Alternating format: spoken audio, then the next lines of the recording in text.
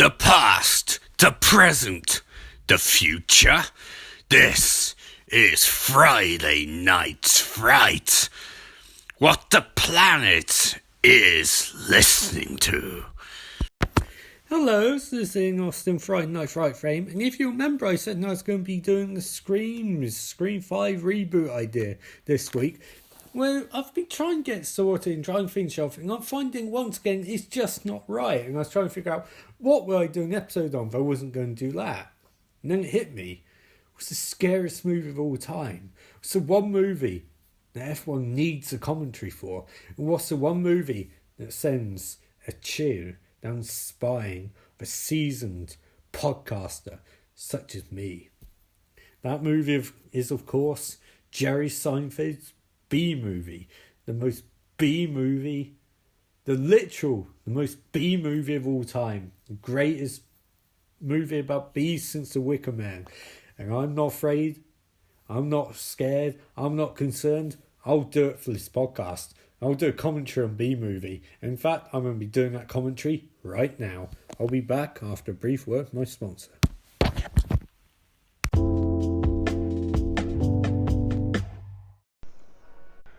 Of all my ideas, I don't think this is the best one, but why not give it a try? Hello, it's Ian Austin, and this is my commentary for the Jerry Seinfeld anti-classic B-movie. Quite unquestionably one of the most ridiculous movies ever made in the history of the universe. Breathtakingly, as you can see from this introduction, they're already trying to get jokes on the way of the DreamWorks logo character being murdered by a bee. This is DreamWorks Animation, the same brilliant animation company brought us such classics as Kung Fu Panda. You get the title crawl. According to all known laws of aviation, there's no way the bee should be able to fly. Its wings are too small, gets fattened by off the ground.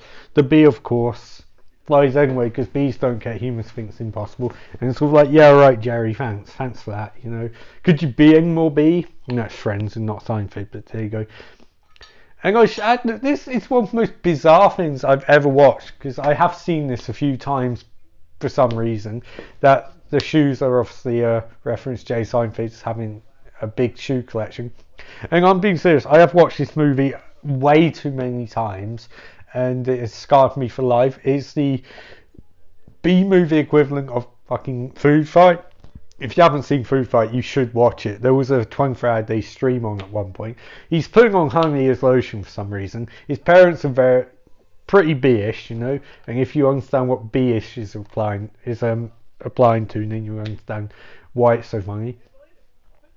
Jerry Seinfeld, by the way, is not an actor. I think even he wouldn't be. He's not an actor, and he especially not a voice actor. In some ways, his bad acting's kind of endearing because he's obviously one of the best stand-up comedians of his age, but in other ways it's like, holy shit, dude, like, you are being out. I mean, Chris Rock is a stand-up comedian. He's a pretty good actor. It's like Jerry Seinfeld thought, I couldn't be a comedian, so I don't need to act, which, fair enough, you know, that's one way to look at it. When you're on the screen or on an animated stage with guys like Matthew Broderick and Renee Zellweger, they can act, you know. You got to step up your game. Now he's driving a car because bees drive cars, and you really have to wonder, like, who came up with this idea for a movie? Who thought this was an acceptable idea for a movie? I mean, I love it because it's so strange, but at the same time, it's sort of like, why would you ever prove this? You know, like, hey, let's make a movie where Matthew Broderick and Jerry Seinfeld are the bees, and they hang out, and they discuss things like graduating in college and having to do it 3 days, take 1 day off in between. Why would Matthew Broderick be the second guy behind Jerry Seinfeld? Surely you do the other way around. Jerry Seinfeld's the wacky sidekick. Matthew Broderick is the main waspish, for lack of a better term, main character.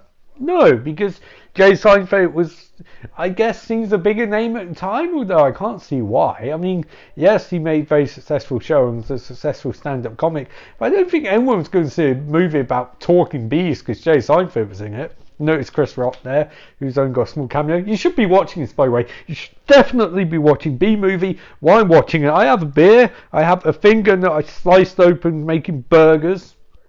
It hurts. I'm tired. I got a headache. I'm watching a movie about bees where Jerry Seinfeld just made a joke about pomp and circumstance. Like, you motherfucker, Jerry. No, you crooked motherfucker. Seriously. This guy on stage talking shit. He's a busy bee. I did come up with the idea that someone should remake B movie and have the opening of it be Last of the Wicker Man, where Nicolas Cage is sort of like, it won't give you back your goddamn honey. That'd be great, but I have a weird sense of humour, I guess. Incidentally, this won't be the worst movie I watched this week, because I was introduced to a classic movie called Elizabeth Harvest by a friend, and it was atrocious. Like, bad movie limbo is literally a thing, guys. You can go so far deeper. You think shit I review on this podcast is bad, you see some of the shit that we watch, or I watch and others watch, and we all watch as group in spare time. It gets a lot worse. This doesn't have any, this is just awful and objectionable, but no, it's not the worst thing I've watched ever. It's just a weird movie and I have no idea why someone greenlit it. I mean, it reminds me of Ants. You remember back in the day, in the late 90s, there's this thing where DreamWorks were doing Ants and Pixar was doing Bugs Life, and everyone's sort of like, well, which is their movie? And A Bug's Life obviously was the Disney fight version of a quite straightforward story, very well told, very funny. Gunther is very amusing, the sort of slug. He turns into a caterpillar. It's a very amusing movie. But then you had Ants, which was basically a Woody Allen movie, but as an animated movie about ants, and it was like, who greenlights this shit? No, seriously, like, say what you want about fucking Bug's Life, but it's a competently made logical studio movie. Even something like Shrek. But shit like fucking Ants is almost subversive in a way, especially given Woody Allen's history when it comes into that, but I'm just saying. But this is bizarre. It's like Jerry Seinfeld making joke about how Hollywood make movies by making weirdest fucking movie could about bees that would still be produced. Like, I mean, just the idea of Matthew Broderick as a nervous bee who wants to be a honey scooper, like. And actually, I think they probably got a fair bit right about bees while making this movie. It's just like, who gives a flying shit, to be honest.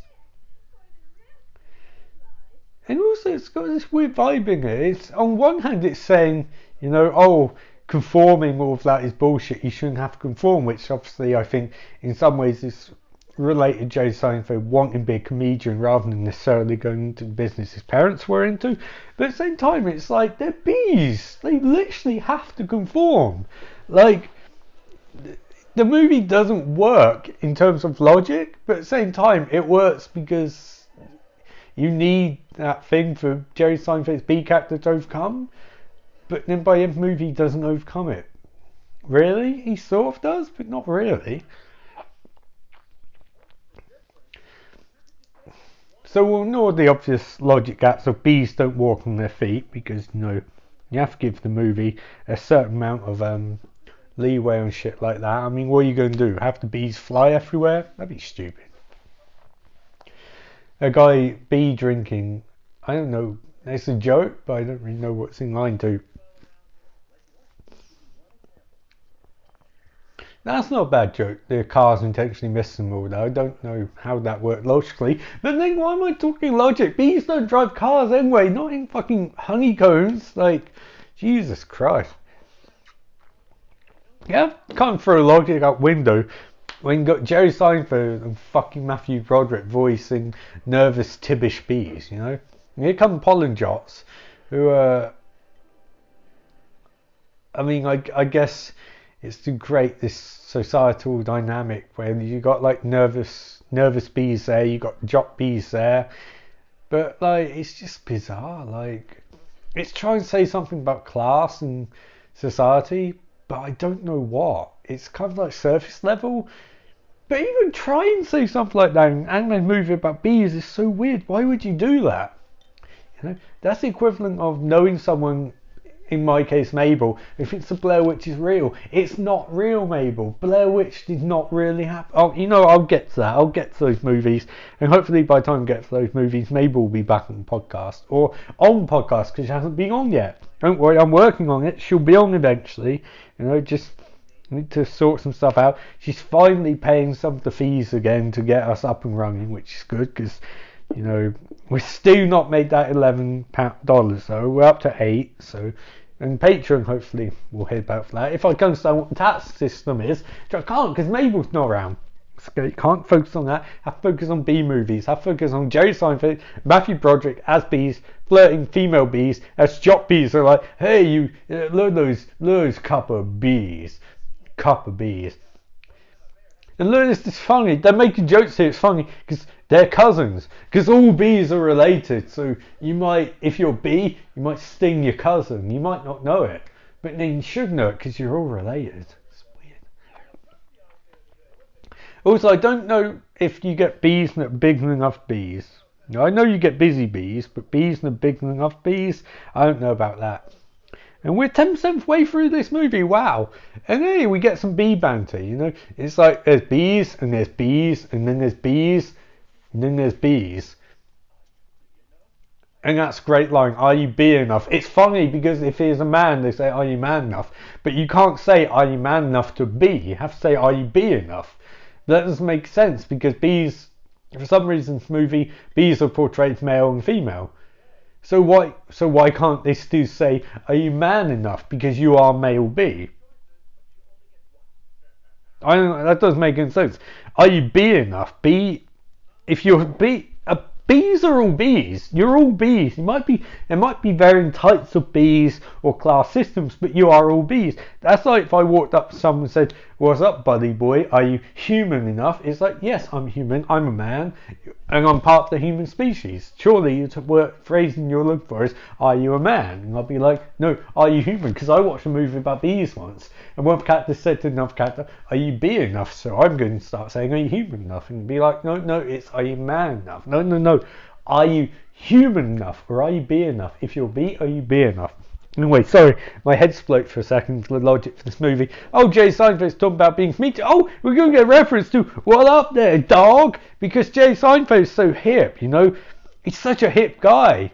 And notice how his voice dips during that point. My voice dips, but I'm not a trained actor. I know he's not a trained actor anyway, but he's a comedian. Should have mastery of his voice. I don't because I am some weird guy making podcast about me movie. Doing it once, I just watched NXT TakeOver. And I'm exhausted after that. That main event went like a fucking hour. And now I have to talk about bees. The bees. This movie is not bees knees. This movie is the bees like crooked little funny bone. And I remember this scene. They're talking about job placements. I want that job. Oh, it's gone. I want that job. Oh, it's gone. I can relate to that because when I go to McDonald's and look for jobs, they usually go very quickly. And then I realise I'm not looking for jobs. I'm looking at your menu.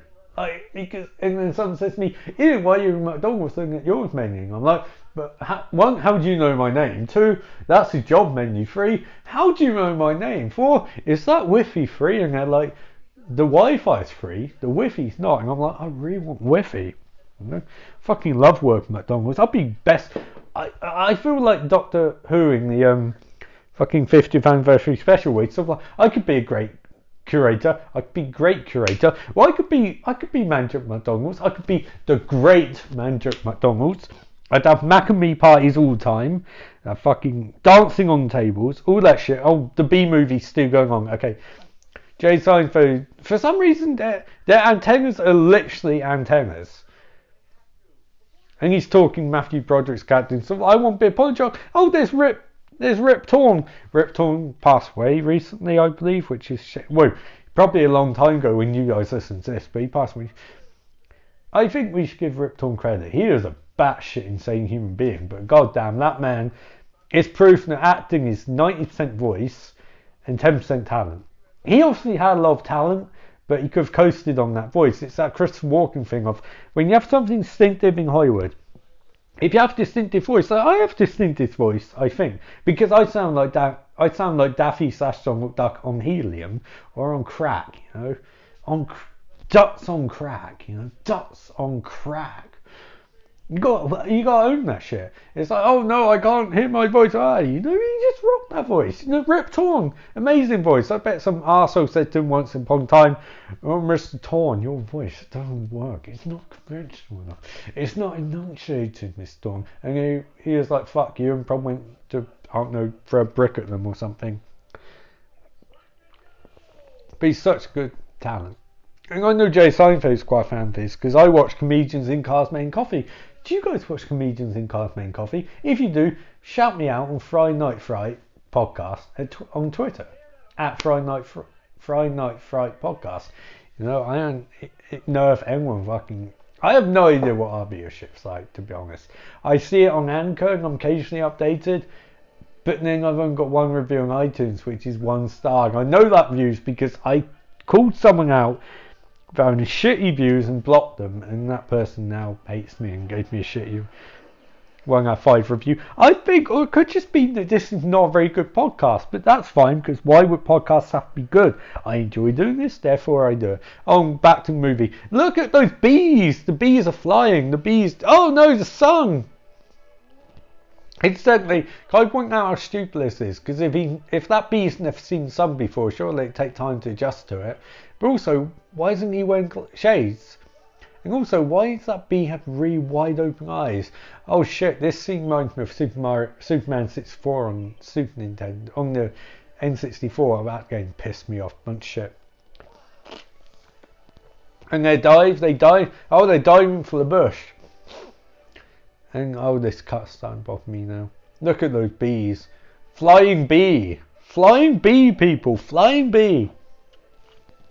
Look at those bees fly. Look at Jerry Seinfeld. Go, Jerry. Enunciate. Jerry. Jerry. Jerry. And now we get heat vision. Wait, what? The X-ray vision or the B vision or whatever the fuck it's called. So I'll be back in 1 sec. I need to get a plaster and fix my finger. Oh, pollen guns. They're going to suck out pollen, so I can analogy for sucking out something else. Sorry guys, I need to get some plasters. Where did I put my plasters?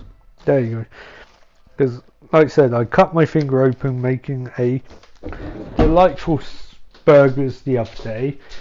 And now I need to put plaster on it. Oh, they're sucking up the pollen. It burns my skin. I think again, I'm just a bee. DreamWorks suck at making animation. They really suck.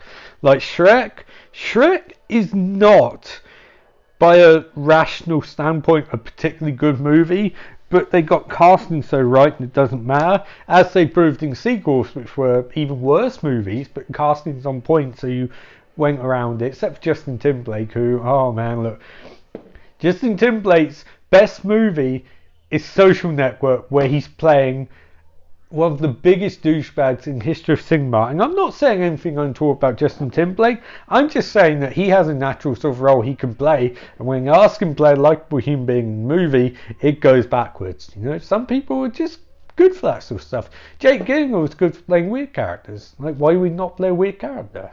You know, own your shit. Seth Rogen plays characters who smoke lots of weed. That's fine. Oh, now they're playing Tensible. And instantly, here comes a point where, if you're watching this long with me, and you really should be, in a few minutes, you're going to ask one very important question. And I'll mention what that question is.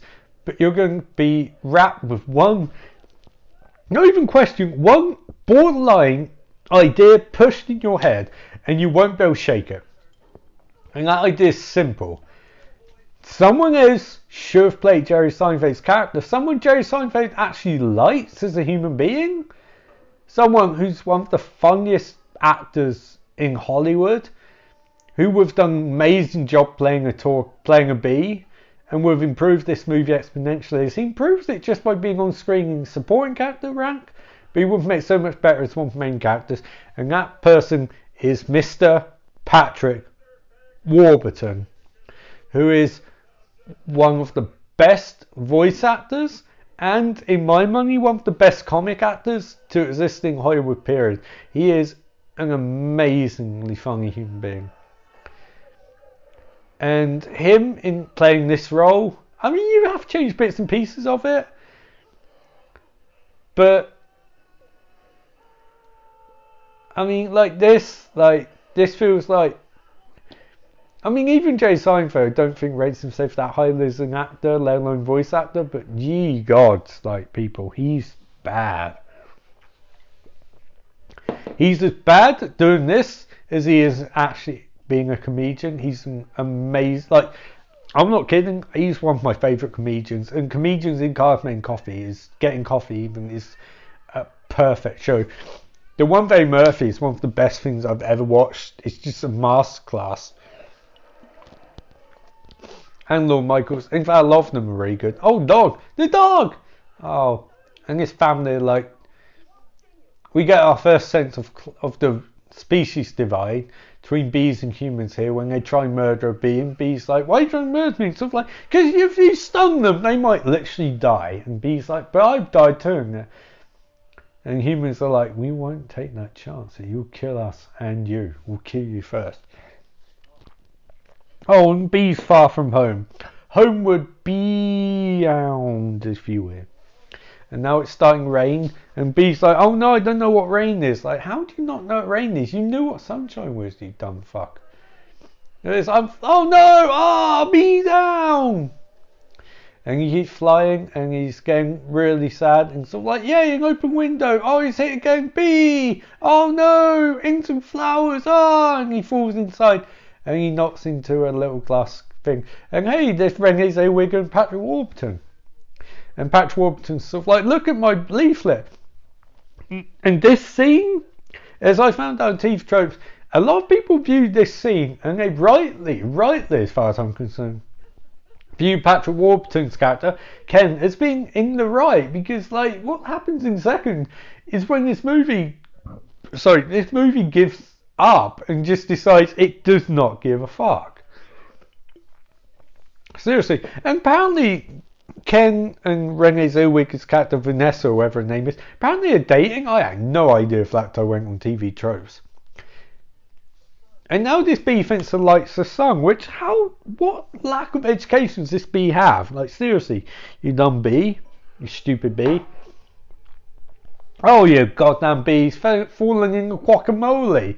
And they go, oh no, the bee is on the guacamole, it's on the chip. No, don't eat the bee. Don't eat, it's a bee. And he's going to kill the bee with his shoes, his winter shoes, his Timberlands. And Vanessa's like, don't you do it. And she's got a lot of strength because, she looks very frail. She's you can't murder the bee, you need to put it outside. And he's what about me? What about my needs? What about my shoes? As he rightly points out, if he gets stung by a bee, he'll die because he's got an allergic reaction to bees. And we're meant to think, okay. And then she rips up his leaflet. What a bitch, seriously. And I know, the Me Too movement and things like that, you shouldn't really use that word anymore, I understand, but in this case I think it's fair to use it. She ripped up her boyfriend's fucking leaflet, and he spent hours work on his prototype leaflet to save a bee and push outside, a bee that literally could have murdered her boyfriend if bees stung him. She doesn't know bees can talk at this point. And she also doesn't know that Jerry Seinfeld bee is making fucking, I want to sting her gestures, and I can't, what's this movie? Look, there's a lot of rules in life, and one of them is don't fuck a bee. Don't fuck a bee woman. Don't get the bee. Don't get the bee woman. Don't get the bee. Don't get stung by a bee. No, you got stung by a bee in those areas, that would hurt a lot. You don't want that. You'd have to go to hospital, you'd have to get looked at, you'd have to maybe see a dermatologist or rheumatologist. They'd look down there and be like, did you? They'd look down there and be like, did you? Did the bee sting you? And she'd be like, yeah. And they'd be like, did you? Was it an accident? And then she'd be like, no. It's just explain to us how the bee stung you. And she'd be like, I let it sting me, but you let the bee sting you? And she'd be like, yeah. And they'd be like, what the fuck? No, don't don't say that. That's bad. And she'd be like, how is that bad? I'd be like, so many levels. Let's consult Wikipedia and let's find out the exact levels. I'm not going to look up. I'm not going to look up what happens if a bee stings a woman in her sensitive areas. I don't want to know. I don't want to look into. I'm just saying, I assume that being awkward doctor visit. Oh, and now bees revealed they can talk because we need a bee cute. A bee cute. We need a bee cute in our movie. He's a bee, they're meeting, it's a meet cute. It's not, it's terrifying. This is just one of those things that fucking DreamWorks, like Pixar is weird, but Pixar has, not behind the scenes, granted it's all John Lasseter stuff, but in theory Pixar standards, there's certain things Pixar won't do. Bestiality is one of those things. I don't know who greenlit this. I don't know why it's in the movie. I don't know what possess them. Like, I guess they really want to get in Jerry Seinfeld business, but like, who came up with this idea? Who came up with the movie first? The DreamWorks or the Seinfeld? That's what I want to know. Well, actually, I don't. It just terrifies me. And now, like, this is sort of banter you would get between Jerry Seinfeld and a 16-year-old. Oh, wait, no, sorry, no.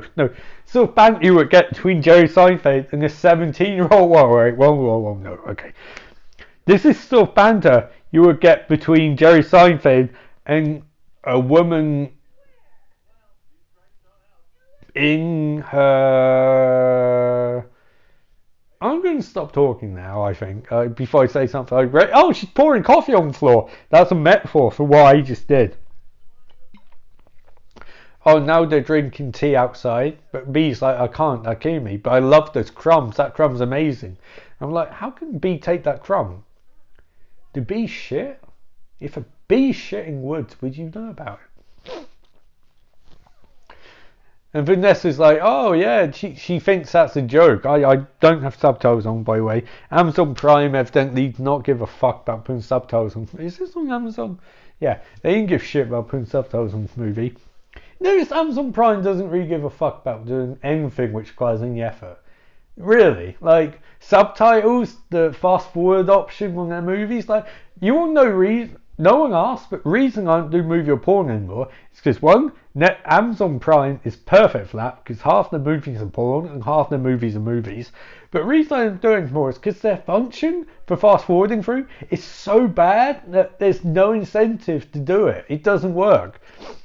Netflix doesn't have porn. Netflix has very weird foreign movies which may or may not be porn because you don't understand, one, what people are saying, two, it's blurry, and three, it's different countries. You know, I don't know what the rules are for porn in different countries. Maybe if I go ask Rashida Jones, she can make a Facebook documentary, a Netflix documentary about it, and then use people without their permission going, oh no, I'm saying things I shouldn't say. I'm drinking beer and watching beer movie. Things get weird when we're drinking beer and watching B movie, or drinking beer and watching beer movie. What would you do? Drink beer? Watch beer movie? No, not after this. I've seen how bees live.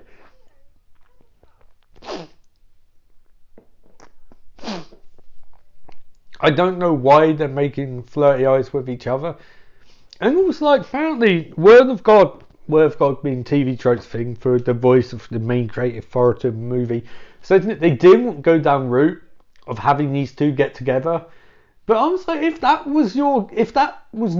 you did not want to insinuate that, what the fuck is with this shit? Seriously. I mean, that's one thing I actually like about Sausage Party. They commit to that shit, you know? Not humans and animals, you know, but fucking sausages and burger buns, like. And like, I kind of like Sausage Party, actually. I think it is, like, I don't think it's good per se, and think it's very juvenile, but I appreciate the fact that like, this movie is weird and it's really odd, but it kind of skirts the line as much as possible behind being kind of subversive and kind of creepy. Sausage Party's like, fuck it. It's one thing that Seth Rogen and Evan Goldberg do so brilliantly. They see the line and they jump over the line and they're like, what we really need is a box of grits to have sex with a box of crackers. You know, like it's like who come up with that idea except for Seth Rogen and Evan Goldberg. I really admired them actually. They seem to put a lot of work into their writing. Wish I could do more of it, but I'm being really tired this week, and this is why I'm not doing a Scream reboot thing, because sometimes it's easier just to do a fucking commentary on some shitty movie like B-movie. Oh no, Matthew Broderick's freaking out. I have mixed feelings towards Matthew Broderick. I don't think he's a bad actor. In fact, I think he does what he does very well. It's my only issue with him is that I don't like what he does. Repulses me. Repulses is the wrong word, but he's excellent at playing nervous characters. But here's the thing: he's excellent at it, but at the same time, it's kind of like that thing whereby I can watch a lot of The American Office, but parts of it I can't watch because I'm cringing too much. And I understand that's the point. You're meant to cringe while watching it.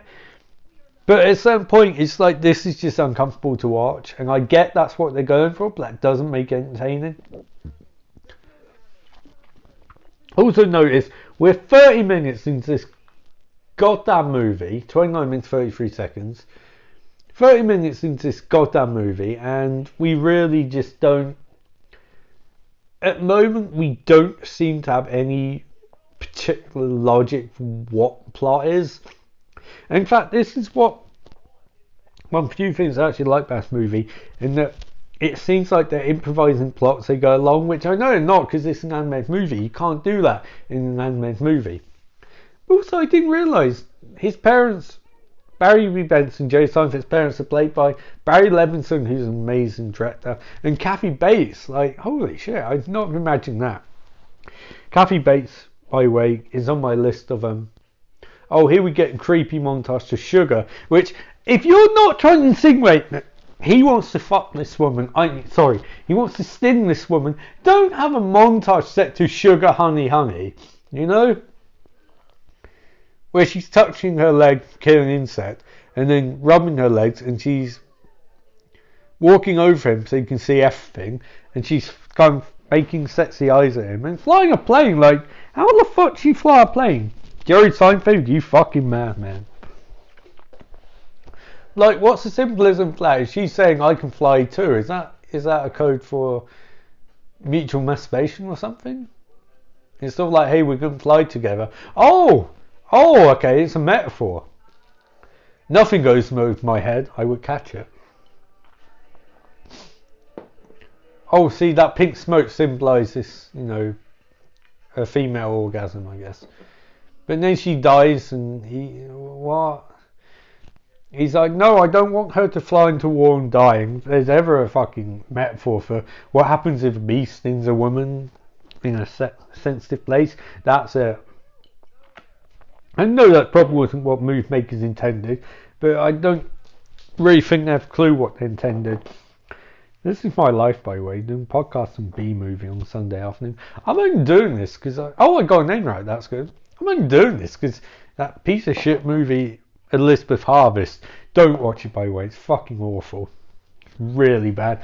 You know it's bad when I won't even cover it for my podcast, because I was like, two reasons. One, it's part of me that likes having those sort of movies and experiences that aren't related to this podcast, but also two, it's fucking awful. And also, number three, it wasn't good. And also, number four, it just wasn't very entertaining. So I made sure my window's shut. It is. Oh no, all these people are like, don't sting me, B. And Vanessa's like, they're a bit racist, aren't they? And everyone watching movies like, no, because like, I'll put it this way, I don't want murder a bee. I don't want murder any animals. You know, I get upset if they die. I don't like it. But at the same time, like, I would move them outside as much as possible. But if a bee stings me, it's forfeit. But she's not allowed to do this. Like, she's beating an employee in a store for hitting a bee. Like, you've actually assaulted that man. So if we're doing a law count, a crime count, you just broke the law because you smacked the man in the face with a newspaper. But apparently we're meant to go, that's fine, he's a bee, he shouldn't be, abused. And also these fucking stupid bee, that's a good joke actually. Ray Liotta honey, I like that. That's actually something I can imagine Jerry Seinfeld would come up with in a good sort of stand-up bit. Indeed, lots parts of the movie are funny, but a lot of it feels like jokes he would make. In fact, I wondered how much of this did he write, or did he come up with like 15 really good jokes about bees and they used those and wrote a script around them? Because parts like that Ray Liotta bit, that seems like a stand-up set he would do. That seems like something made joke of in stand-up set, rather than something which necessarily works in terms of a full movie.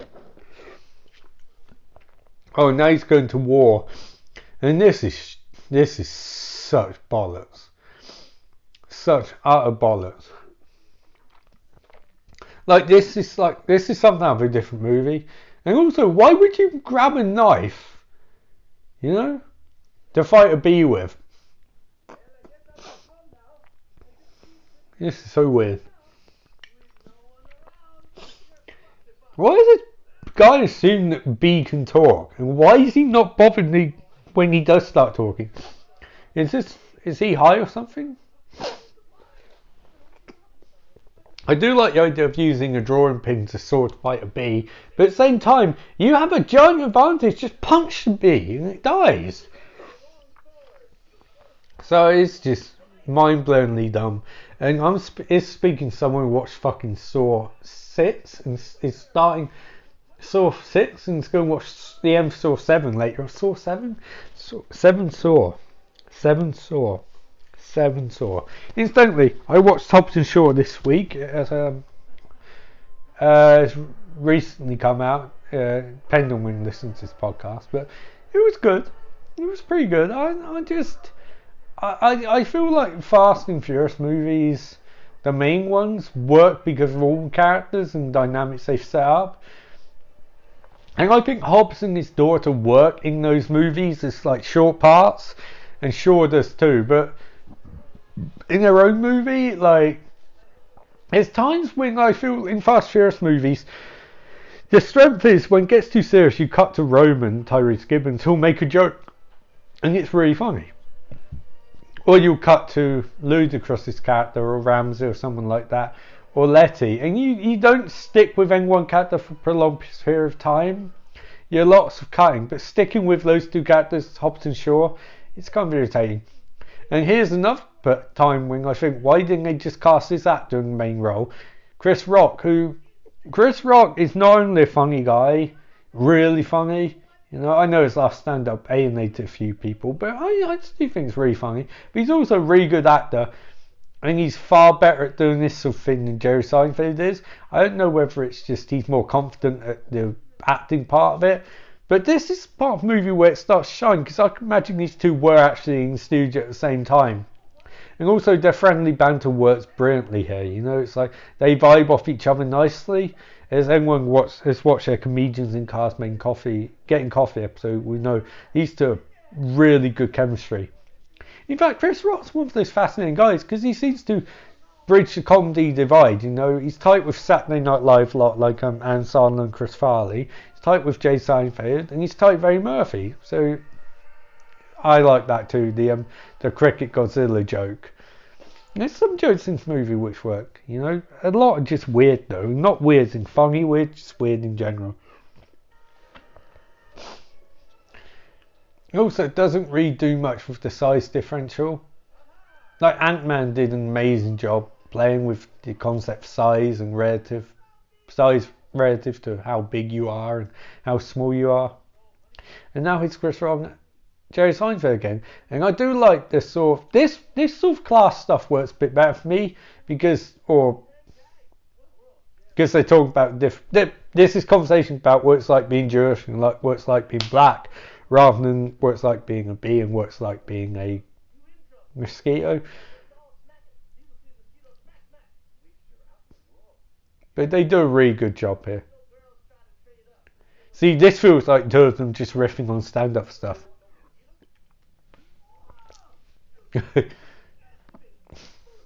So I really like this. In fact, I kind of wish at this point we'd just jump ship and follow the mosquito. That would be awesome. And he's such a likable screen presence. I think that's the other thing. I don't think Jerry Seinfeld's a likable screen presence. I think he's a very funny guy, and I think you'll enjoy watching him in comedy and stuff like that and stand up. But likable. Like, one thing which he worked as advantage main Seinfeld was he wasn't meant to be likeable. And it's telling that he's done very little acting since then. Like, he'll do cameos and he'll play him safe and things like that. But he doesn't jump in playing enough character. You know, because he knows that's not his skill set. So I don't know why he agreed to this. Like, if they changed this up so he was playing a B version of Jerry Seinfeld, I think it would have been a lot better.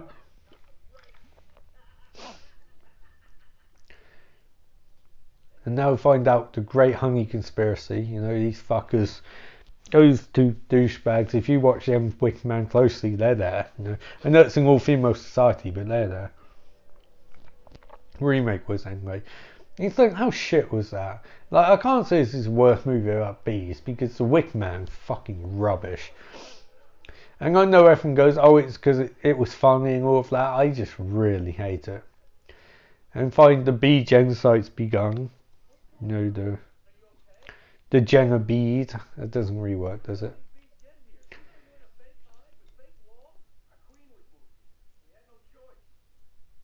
Sorry, I'm being silent for a sec because this. Oh no! Right, no. Okay. That is actually That's actually transphobic, and it's a bad joke. I want to say something quickly here. I know. I do stand by virtue of, I do think anything could be funny in right hands, but at the same time, and I'm not saying people have to apologise for jokes they made. Sometimes you do, but not always. But let's say it here now. I don't like mean-spirited jokes like that, because that's not funny. You know, it's. I get there's a previous generation who don't understand that it's actually genuinely really brave for people to come out of the closet or announce if they were born, in terms of societies, it's understanding they're born male, to say that they identify more as a female and they won't become that. I think that's really fucking brave. I really do. I think in this weird, which is still horrible to perceived minorities, horrible to the LGBT spectrum, and just disgusting in general to anyone who's perceived as different. I think coming out and saying, this is me. You know, if someone comes out and says, I am gay, or I'm a lesbian, or I'm pansexual, or bisexual, or queer, or even in some cases, I am a woman, or I am a man. When society tells them otherwise, that's really fucking brave. And I know it's a stupid movie about bees, but we need to stand up and say that's really brave, in a way for violence, to actually stand up and admit that. And I think it's one of the most badass things you can do, to be honest. You know, stand up against ways and say, this is who I am. You know, go fuck yourself if you've got a problem with it. And it's not what bothers me about jokes like that. That's fucking needless.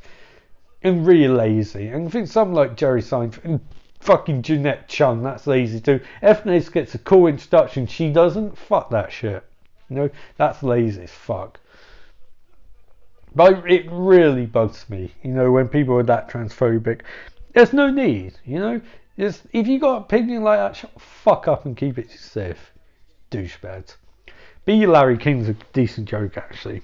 Although I like the fact that it's a running gag. And again, this feels like something Jerry Seinfeld would riff on. Maybe it's one of the jokes he contributed. Like, hey, what if there's like a B version of Larry King that's exactly like real version of Larry King? That's funny. That's good. It doesn't really work in context of the whole movie. It's like a standalone joke that works rather than part of a greater whole. In fact, that's what I think the movie's missing. I don't think it has a greater whole.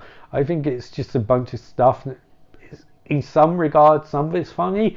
Other parts, like that fucking joke about bee queen's not a real queen, that can fuck right off. And I don't want it to come across as like I'm some fucking messenger boy for like that community or anything like that. They don't really need my help. They know what they're doing. But I feel basic human decency suggests that shit that was acceptable back in the day, it's like that doesn't mean it's acceptable today. I think you have to learn from your mistakes. Because I remember when I was growing up, like when Eminem came out and stuff like that, we'd all fucking quote the lyrics. We wouldn't think anything of it. And now I'm fucking embarrassed at that shit. Like I honestly I kind of prefer the versions of his songs that are made for radio. It's just needless shit for shit's sake. So here's Barry, and he wants to declare war on whole human race, and Ken's like, I like the fact that Ken's kind of meant to be a crazy character, but he's the only sane one in the whole movie. It's an amazing performance. Patrick Warburton's the best. And she keeps making this bee coffee. Don't do it, woman. Don't do it. Oh, and there's a metaphor. There's a joke, Oh, he's had lots of sing bong. He's fallen asleep, and his face is covered in powder. Oh no, he's had drugs. Oh, it's the first time. If you take drugs for the first time, you don't normally fall asleep straight away. You have conversations at 2:30 in the morning with a random cat about how the horror movie you're watching needs to be understood. If you're watching Ouija, as an example, completely hypothetical scenario, you watch something like that, you need to explain to a cat why it's such a great movie, why it's a sequel, why it's a prequel to The Exorcist. A cat won't give a fuck, it will just want you to rub its belly, but you need to explain to the cat what's going on. Like, you really do. Sorry, I'm ignoring this movie again. Oh, Jerry Seinfeld, you are a woeful actor. Oh, and here we go. The court case has begun immediately because this movie has no concept of time. People fucking joke the Empire Strikes Back timeline doesn't make any sense. How the fuck does this make any sense? Humans have just found out bees can talk, and first thing they want to do a court case. Fucking two bees. You're not lawyers. You're not lawyers. You goddamn bees. You goddamn bees. Things I do for my podcast group. Oh, here's another great cameo or great role.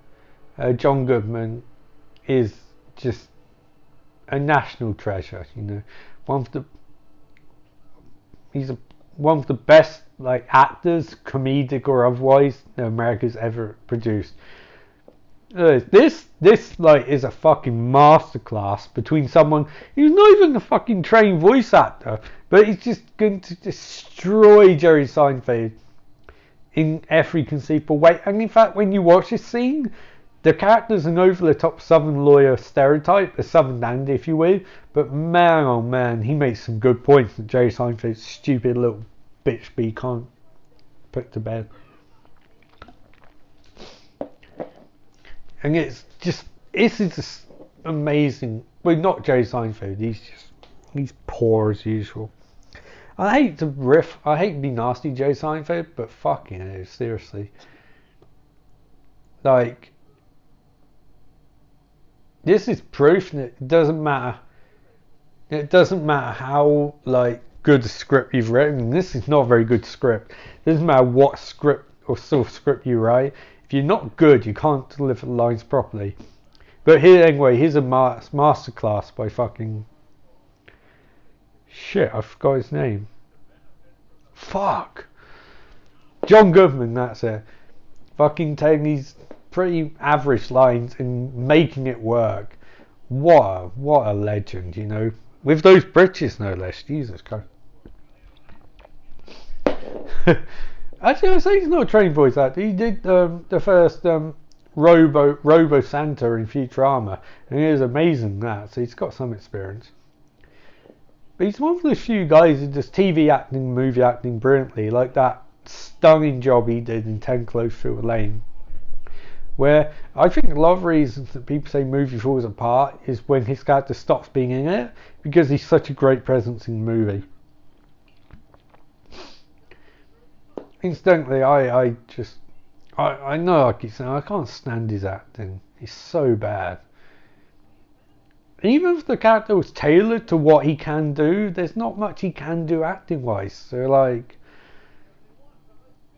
his kind of dodgy acting was endearing in Seinfeld, but here it's just like you just watching sort of like he just doesn't have the vocal inflections for something like this at all, even slightly.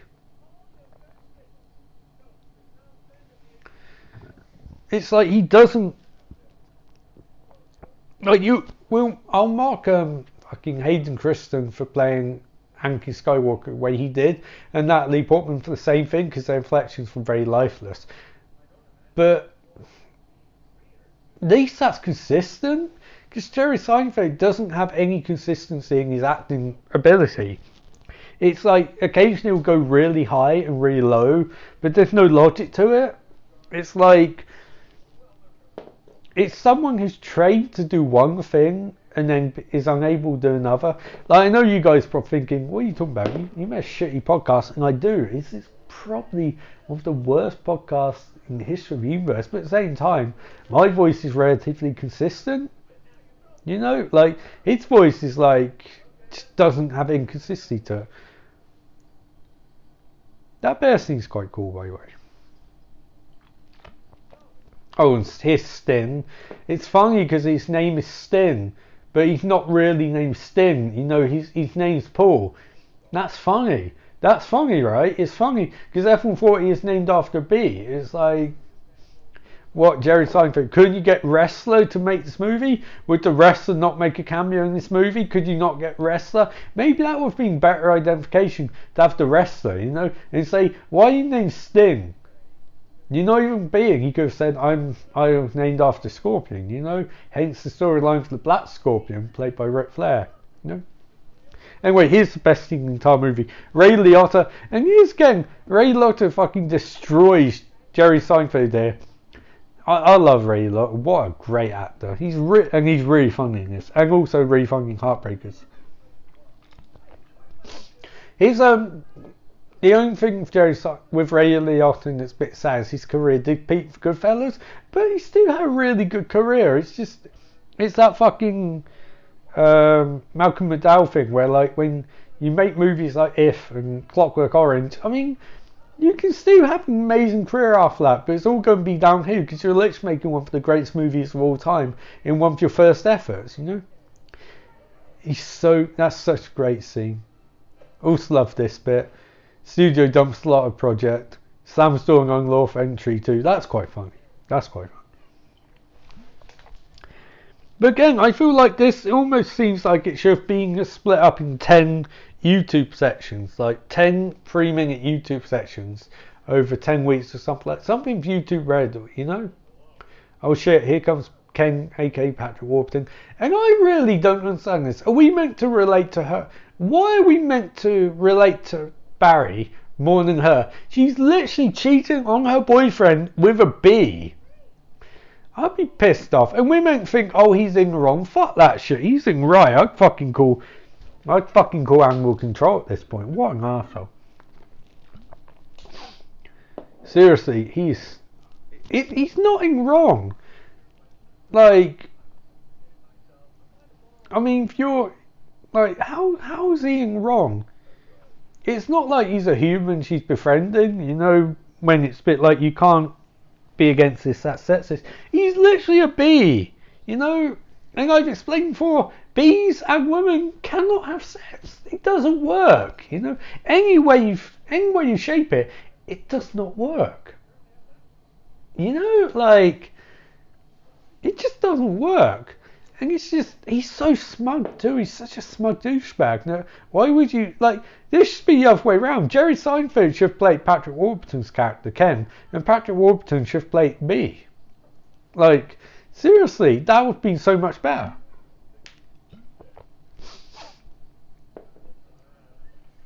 Seriously, like, he's such an asshole.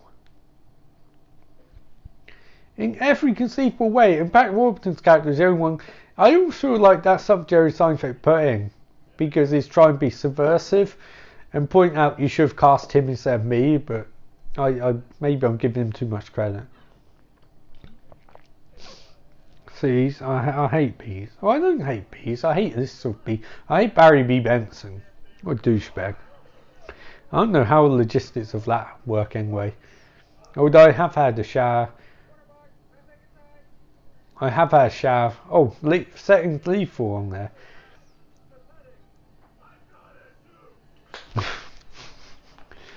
I'm rooting for Patrick Warburton at this point. What? Fuck you, Barry. Oh, it's funny because bees are royalty, I guess. This is a really bad movie, and the bee's going down the toilet now, and now he's surfing on a fucking nail file, which, oh, I'm sure Vanessa would love to use that nail file, which covered in piss water. You fucking stupid little cockroach. And she's still defending the bee. And he's like, Ken. Oh, and she's going to dump Ken because no, she loves the bees.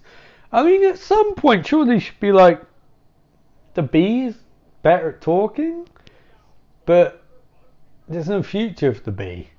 But no, I guess not. You know, because Barry's the ultimate nice guy, and trust me, you know, nice guy quotation marks. Oh, they're the worst. Confession, I kind of feel like I was that in my 20s and maybe early 30s, but now it's like, you just gotta be you. You just gotta be upfront and be you, and not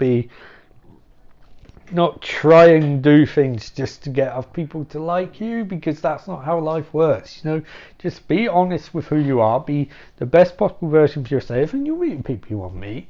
You know, and people worth damn. You know, if you bend over backwards, people, they're not going to respect you. You got to have some sort of backbone, and I think people respect that. You don't respect fucking bees. Well, Vanessa does. Oh, we're back to the court case, and she's wearing flowery top, and oh man, look, that guy dressed up like a bee is clapping. The Secret Life of Bees.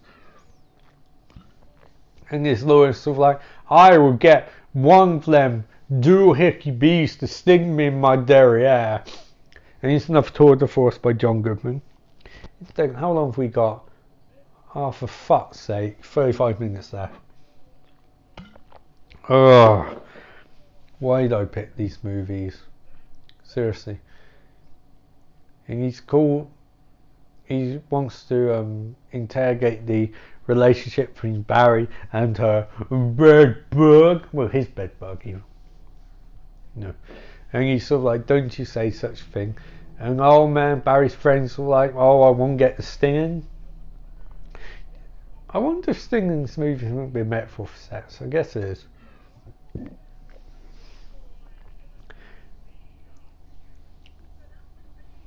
And Matthew Broderick's like, I really want to sting John Goodman in his butt. You know?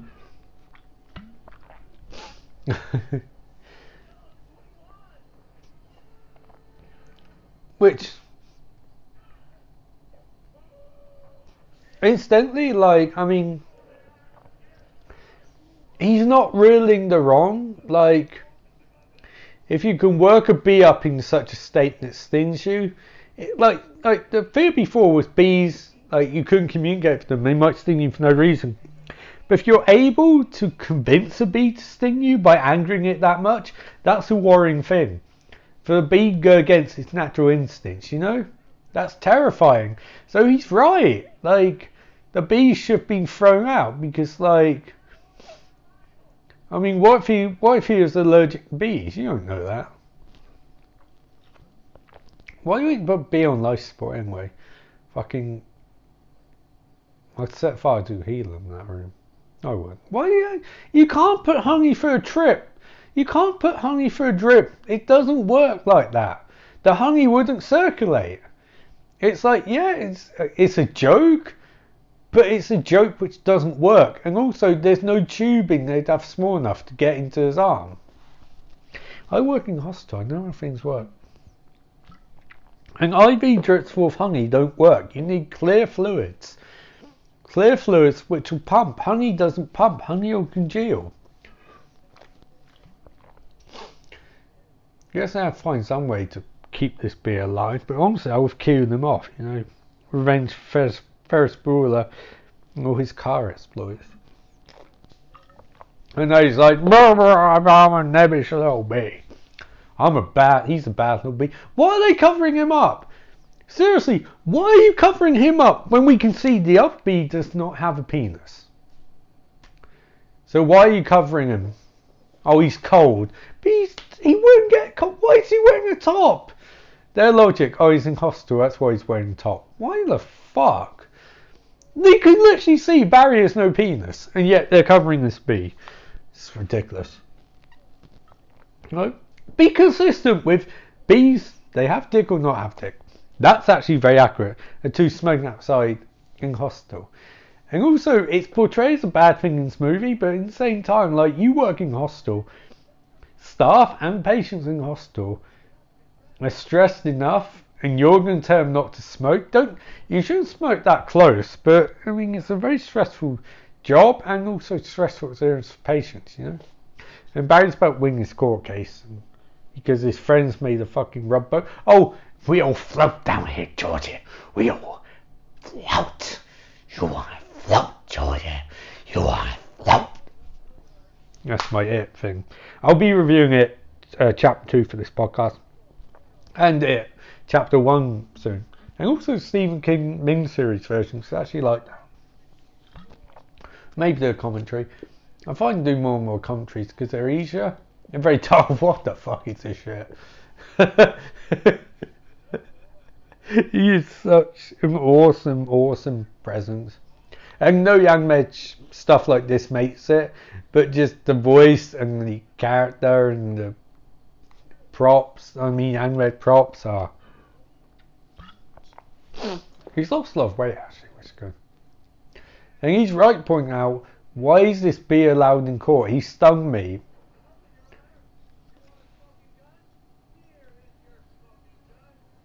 And so Barry's about to prove that, you know, bees are abused and exploited. It's just, so stupid. And also, this would work better if this was the plot throughout the entire movie, because it being plot from now, it seems like the movie hasn't built up to this point, because it starts out Barry wanting to see outside weird, and then he meets a woman who may or may not want to sting, you know, vaginally. And then it goes on to this. It's like, you can make a case, it's a progressing plot, but it feels almost sitcom level, where like there's an episode, and then there's another episode, and then there's another episode. They're kind of connected, but not really. And I don't feel it's very tightly written. And I'm kind of surprised by that, because you watch something like Seinfeld and the episodes are meticulously constructed. And maybe that's because Jerry didn't really know how to structure a movie script, and then thinking he worked with people who did. Like one of the guys who directed Shrek or something. And that's a reasonably well constructed movie. The sequels aren't really as well constructed, but the first one is, despite the fact that it's not really very good outside of the casting.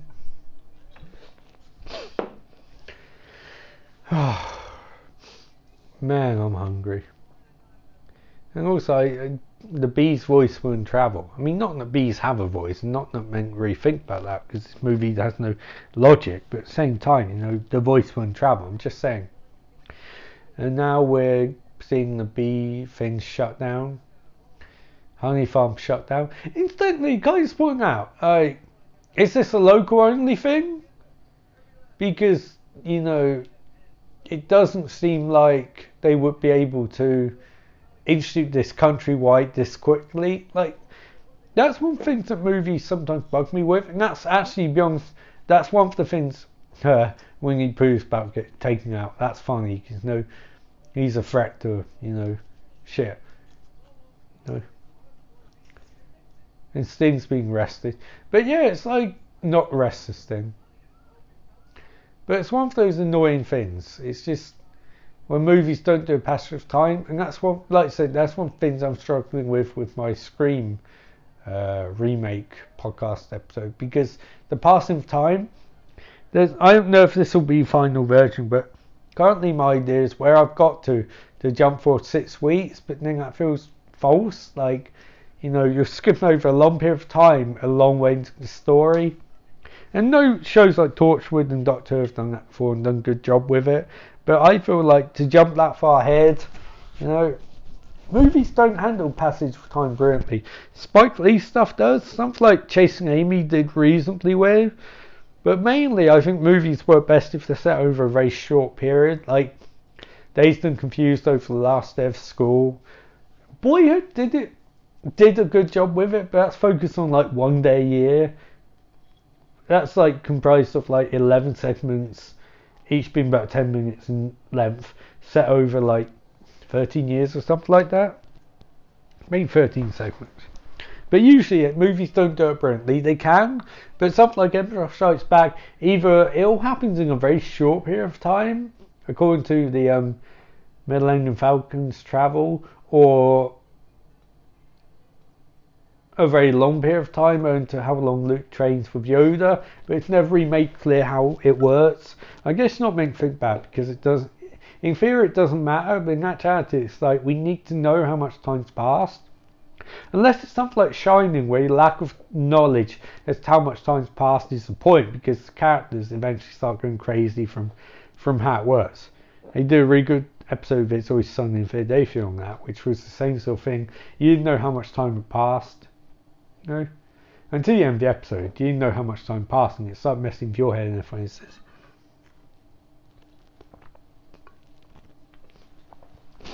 So here's the other thing. Beat culture shut down, but Barry's only just finding out. So beat culture shut down like very quickly, or Barry's been gone 3 weeks and only just come back and it's shut down. Neither of which makes any sense. And that's why you need to have a concrete sense of how much time's passed and how time works in your movie. Because earlier they said about beat culture moves much faster, but we never really get a sense how long bees live for. Like if they went through fucking the 3 stages of school, which to a human, you know, if you went through primary school, secondary school, and college, that's about 21 years minimum, unless you're super savant. But here, so in theory, these bees have been through 20 years in 3 days, but then the rest of the movie has to take place in a much longer time frame because of a court case and you know all of that. But we never get a sense of it. Like how old do bees live to in this universe? Because this is at least a couple of weeks, maybe more. It seems like a couple of months to be honest, but they don't really explain whether it is or how it works. And also, why is Vanessa so pissed off? You have basic knowledge of fucking, what's it called? She has basic knowledge of photosynthesis. How does she not know this was going to happen? Like, basic plant knowledge. When bees don't get pollen anymore, plants are going to suffer. And she's sort of like, it's all your fault, Barry. It's like, you talked him into it, you stupid bin. Jesus Christ. She's the fucking villain of this movie. The fucking green-eyed banshee cow. Seriously, what an arsehole. Hey, how's Ken? Stupid cow. Seriously, I hate characters like this in movies. They really annoy me. She's like, oh, it's all your fault. It's like, you know, take some responsibility to, now I'm making a joke about suicide bad, you know. That's really funny. In some cases you make jokes about suicide, they're funny. In other cases it's not. I mean, a lot of people go through that for real. I mean, if you can make a joke about that, Jerry, make it funny. That wasn't funny, mate. I think that's sometimes the thing Jerry Seinfeld falls back on. He maintains that people come see him, see a greatest hits compilation of jokes, but at the same time it's like that's not really true. Like, you doing your greatest hits jokes might work once in a while, but you need to come up with new jokes too. He kind of coasts a bit on that. That's what I respect about Chris Rock. Chris Rock will do a brand new set for every comedy show he does, like the big ones. I mean, obviously he's going to do the same jokes in each tour, roughly same jokes, bit of deviation. But it's still going to be a unique stand-up special every time, whereas Jerry Seinfeld, I don't get the impression that's necessarily true, which is bizarre because he has nothing but free time on his hands. apart from comedians and guys making coffee, I guess. And now Barry's saying, hey, now we can undo damage. See, this is again an example of I don't know what the overarching plot is of this movie. Because now he's changed his mind completely. And you can say, oh, he hit point of no return and he has a moment of revelation and all that shit. But this is happening really quick. And it doesn't reconnect the rest of the movie beyond surface mount. It's just bizarre. It's like they half knew what they were doing and they half didn't. And if you can come up with a new idea for plot and new avenues to explore idea-wise, that's fine. But you have to commit to that. You can't half do a big studio movie and half what you want to do, you know? I mean, I suppose you can, but you need to be clever at it. I know people give Rian Johnson shit for Last Jedi. I think he really nailed it. Because he put in everything people expect from Star Wars movies, but he put a little tint on it. I know the internet, indeed some people I know weren't terribly impressed with it, but I liked it. I think if you're going to be subversive, you have to play from within the system.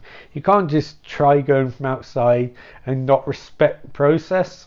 I think at times this movie doesn't respect the process at all. Which is weird, because Jerry Seinfeld is definitely a person who revels in concept process. This woman looks like Anne from Arrested Development, by the way. Egg, you know. Her. What's Renee Zellweger doing now, anyway, by the way? I haven't seen her in years. I know she made the last Bridget Jones film, which I actually liked. To an extent, although I think it's a bit weird how every fucking movie she split up from Mr. Darcy and then gets back together with him at the end. It's like, for fuck's sake, can these crazy kids just make a go of it?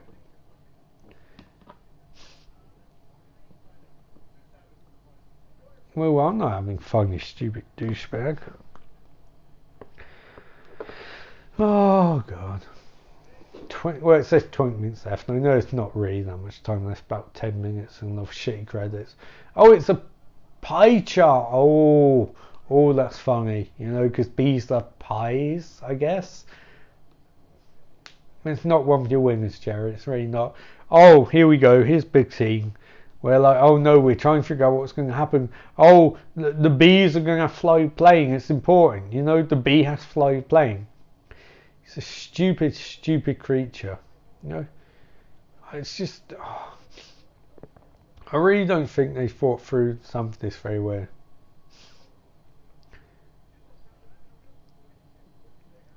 This is really annoying because they know that bees can talk because you've just seen on nationwide news. And what sort of dumbass pilot is this guy? You know, seriously, what a couple morons. You'd never be allowed to fly a plane if you're this fucking stupid. You know, really, what a moron. Seriously, like I mean, I sort of understand where it comes from. We need the bee flying plane to end the movie, give him a heroic moment. But, and yeah, I know I'm talking about logic in movie about talking bees again, but that's so dumb and so badly constructed. Oh, and by the way, I'm sure some of you have noticed there's not going to be a halftime handball in this episode. I've said that when I do commentaries, there's no point, because why do I split up? I want you guys to watch the movie with me, or to get a full sense of full commentary. Splitting up just seems stupid. And I would do it via the Anchor app, but you can't do for hour plus podcasting there. You have to split them up, and don't like doing that.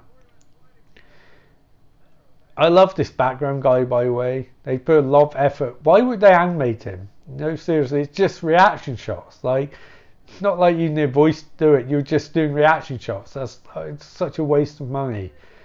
It's probably one of the reasons this movie didn't make much money. I do like how when Jerry Seinfeld was asked if they could make a B movie too, he said, why do I want to lapse into the iconic nature of the first one?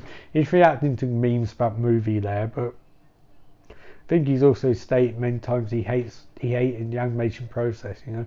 I think Jerry Seinfeld is very much someone who reason he first stand-up comedy is he gets like an almost instant reaction to what works and what doesn't work, whereas in an animated movie you don't get that. You know, you have to go through testing, all that shit, and then by the time the movie comes out, you know, you don't know whether it's still funny or not. Oh, apparently B Media now has access to fucking, human events, and they're giving them serious news bites. Like, how's that work? How's the camera transmitting? It just, I don't understand. I mean, I know it's stupid. It's meant to just be bees. Bees and having human characteristics and not make me think back too much, but fucking stupid. This movie's stupid. I feel stupid after watching this movie. Oh shit! I just clicked on Matthew Broderick's face and I was terrified for a second that they're going to put Godzilla on. Oh no! Oh, they're playing solitaire. That's funny because bees play solitaire. Bees play solitaire?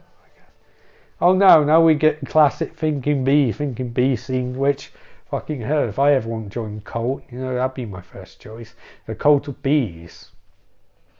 I really wish I had enthusiasm and new fucking Scream episode, because this is torture. Oh no, your autopilot's off. Oh no, he's going to have to fly a plane. Incidentally, bees can't fly planes. Don't know if you know that. I don't know if it's made clear. Bees really can't fly planes. They can't fly. Can't do it.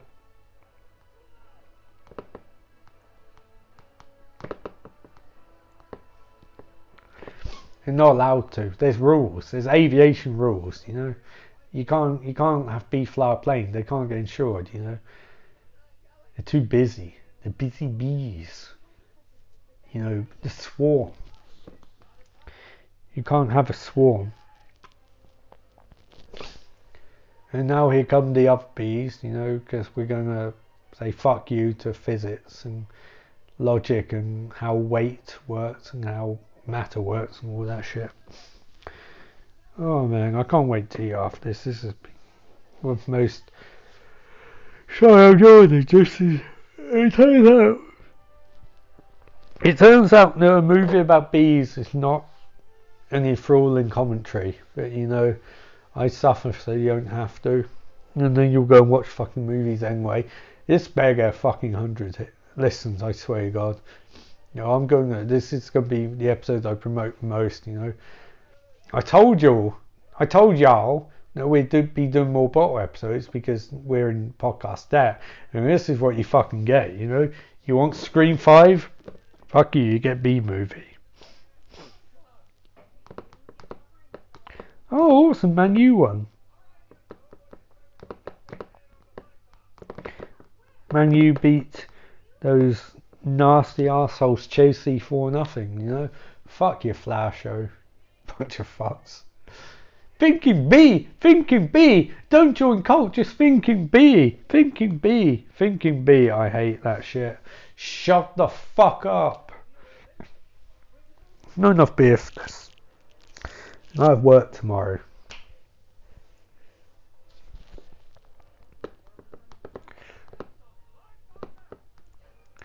Rip Torn's still great though.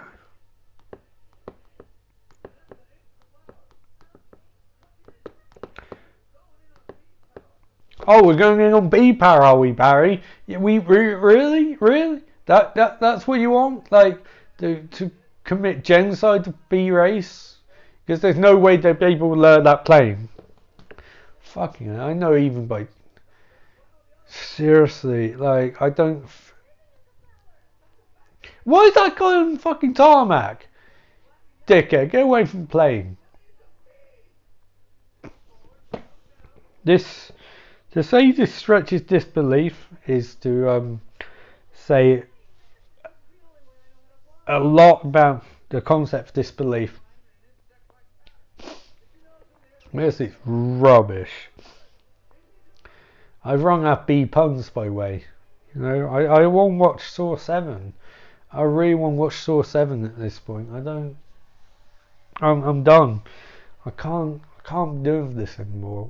What made you think this was a good idea? In theory, there's 13 minutes left, for fuck's sake. Jesus Christ, man. Why did I do this? I come up with these ideas and I don't stop thinking these aren't very good ideas. It's really not a good idea. I think, like, my logic is, this will be easy. I'll do a podcast. It'll be fine. And then I get like 70 minutes in. I'm like, for fuck's sake, can this just stop? You know, this is why people podcast about people. Someone has to carry a load. I do this shit solo, and I think I do a reasonable job, despite the fact this is one of the worst podcasts of all time, of fucking maintaining basic like voice stuff throughout the podcast. Because obviously a podcast with no air, dead air, is a shitty podcast. But at some point it's sort of like, what's there left to say? Is this Jerry Seinfeld giving a monologue about the importance of bees and humans working together? You know, we give them honey. We give them the honey. And I'm like, this is so dumb. They're going to save humanity. I don't think you can reverse the damage you've caused so quickly. Oh, now he's a pollen jock. Yay. And they have a coat that fits him. And they've given him a visor. Yay. And he's like, yeah, I'm one viewer. And they're like, yeah, you're one of us. And it's like, yeah. And they're like, yeah. And he's like, yeah. He's like, let's go. And I'm like, yeah, let's go. Do the fucking unemployment line. Yay. Oh, man. I think if I worked in McDonald's, I would have saved a lot of money. Oh, here we go. Here comes the sun. Yay, photosynthesis. Yay. You can reverse damage straight away. Yay. That's not how things work. Fuck logic. Hey, you're bees. Yeah, you can fly despite the fact you should be able to. Woo, logic doesn't work that way. Oh, Jesus Christ. Where's the retcon going to retcon? Just out of my head. Incidentally, I'm mainly doing this because I got WWE SumSam's going to take all fucking week to watch. So I thought, hey, you know, I've got lots of jokes about B-movie, I can use them, and then I've used all of them up. You know, I was saying on Facebook earlier in the week, my private account, B-movie though, movie about bees. The pollen, the bees, the busy bees, the bad bees, the honey bees, you know. And oh yay, the flowers are coming back straight away, like they're shitting pollen, you know. Fucking shitting pollen this way. I'm so hungry. But I'm gonna have some food in a sec. And now the fucking nebbish, the beeish guy, he's got a job, he's going to tip the honey, yay, because bees working together, you know, conformity, yay, Jerry Seinfeld, yay, he's a bee, the Barry B. Benson, oh look, flowers are back, yay, it worked that quickly, oh, Vanessa and Barry, flowers, honey, legal, what the fuck, insects at law, you've got to be kidding me, bunch of bullshit, you know. It's a cow. A cow wants to sue the industry. You know, it's like, you aren't responsible for all of it, you stupid cow. You don't make all the cheese. It's like, they use my logo without permission. You look like every other cow. Seriously. This is just, oh, no. I've had enough. I'm done. I can't. Oh, it's almost over. Thank God, because I'm about to jump out the window. And guess that means there's an 8-minute fucking... Oh, there's Patrick Warburton talk about how that's his life, you know. What a great actor. But you know what, I'm going to do him a favour. I'm stopping this now. So that was my Contra B movie. Literally one of the strangest animated movies of all time. I regret watching that. I feel it's another example of a movie you can make fun of in certain ways, but to sit and watch it for 81 minutes, fucking hell, seriously. But, you know, that's content, that's life. Never again. Never again. But, hey, until next time, this is Ian Austin saying, remember, life is beautiful, and I'm going to go lie down. Goodbye, everybody.